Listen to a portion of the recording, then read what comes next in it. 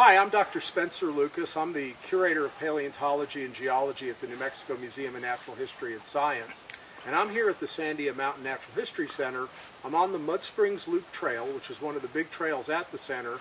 And I'm looking at one of the bigger outcrops along the trail. This is about 10 meters thickness, 30 feet or so, of Glorietta Sandstone, or Glorietta Formation, if you will. Now, the Glorietta Sandstone is a very famous rock formation in northern New Mexico. It's very well exposed. It's very well known. You see it from the central part of the state all through the northern part of the state.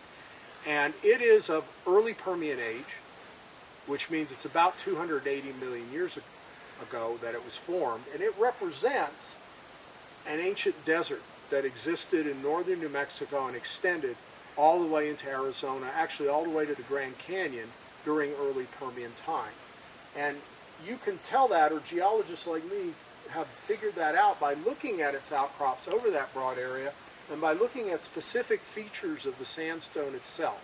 And those specific features include the size of the sand grains, the shape of the grains. The grains are fairly small throughout.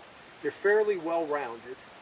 And we also look at what we call the sedimentary structures in the rock, which you can't see very well here because there's a lot of lichens growing on the rock. But if you look at it carefully, you'll see that the rock has a lot of what we call cross beds, a lot of inclined angle bedding in it.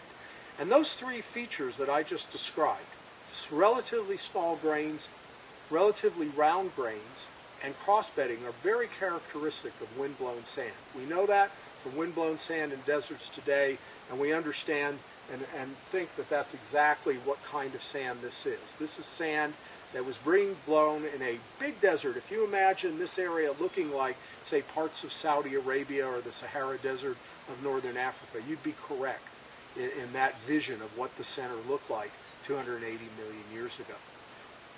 I'll tell you one other thing, though, that's interesting. When you go into Arizona, geologists give a somewhat different name to the same sandstone. It's called the Coconino Sandstone, which is a very famous rock formation because it not only is rock that was deposited in the early Permian by dunes, but it's also full of footprints of ancient reptiles who lived in the desert. And all I can say about the Glorietta is I've been looking for years at it, hoping I'd find a footprint. And someday somebody will find a fossil footprint in the Glorietta, much as many have been found in the Coconino Sandstone.